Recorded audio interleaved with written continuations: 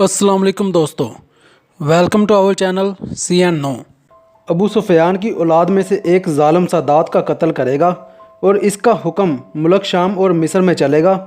वही शख्स अहले बैत का दुश्मन होगा जिसकी ननियाल कौम बनु कल्ब होगी। ये शख्स हज़रत इमाम महदी अलैहिस्सलाम के मुकाबले के लिए एक फ़ौज भेजेगा। जब ये फ़ौज मदीना मुनव्वरा के दरमियान एक मैदान में आकर पहाड़ के दामन में मुकीम होगी तो इसी जगह इस फ़ौज के नेक व बद अकीदे वाले सब के सब ज़मीन में धंसा दिए जाएंगे, क्योंकि ये लोग हक़ के मुकाबले में आएंगे और बातिल की हमायत में होंगे।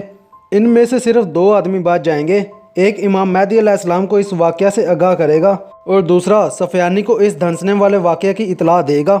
अरब फ़ौजों के हज़रत इमाम महदी अलैहिस्सलाम के साथ देने का हाल सुनकर ईसाई भी चारों तरफ से फ़ौजों को जमा करने की कोशिश करेंगे और अपने ममालिक से कसीर फ़ौज लेकर इमाम महदी अलैहिस्सलाम के मुकाबले के लिए शाम में जमा हो जाएंगे और हर झंडे के नीचे 12-12 हज़ार फ़ौज होगी।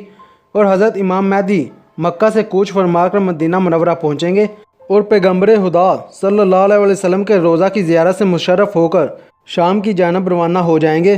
दमिश्क के करबो जवार में ईसाइयों की फ़ौज से आमना सामना होगा। इस वक्त इमाम महदी अलैहिस्सलाम की फ़ौज के 3 गिरोह हो जाएंगे। एक गिरोह नसारा के खौफ से राह फ़रार अख्तियार करेगा। अल्लाह ताला इन्हें कभी भी माफ़ नहीं फरमाएंगे, क्योंकि वो मैदान जंग से भागने का बड़ा गुनाह कर चुके होंगे।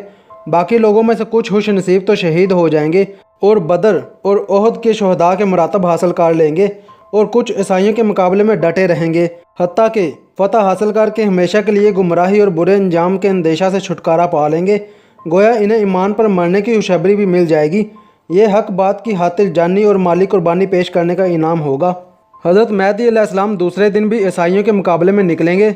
इस रोज़ मुसलमान बगैर फ़तह या मौत के जंग से ना पलटेंगे। फिर ये सब मुजाहिदीन शहादत का जाम पी लेंगे।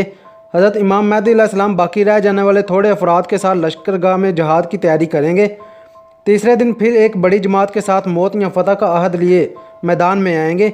आपके साथी बड़ी बहादुरी के साथ ईसाइयों से जहाद करेंगे और आरज़ूए शहादत को पा लेंगे। शाम के वक्त हज़रत महदी अलैहिस्सलाम बची हुई थोड़ी सी जमात को साथ लेकर वापस आ जाएंगे। चौथे दिन भी मुजाहिदीन की एक बड़ी जमात मौत या फ़तह की कसम खाकर फिर शहीद हो जाएगी। हज़रत इमाम महदी अलैहिस्सलाम थोड़ी सी जमात को लेकर वापस तशरीफ़ ले जाएंगे। फिर एक दिन हज़रत इमाम महदी अलैहिस्सलाम रस्द की थोड़ी सी मुहाफ़िज़ फ़ौज को लेकर दुश्मन से नबर्द आज़मा होंगे। इस दिन अल्लाह ताला इनको खुली फ़तह नसीब फरमाएगा। ईसाइयों का इस कदर जानी नुकसान होगा कि बाकी रह जाने वाले ईसाइयों के दिमाग से हुकूमत करने की बू भी जाती रहेगी और बेसरो सामान होकर नहायत ज़लीलो रसवा होकर बाग खड़े होंगे।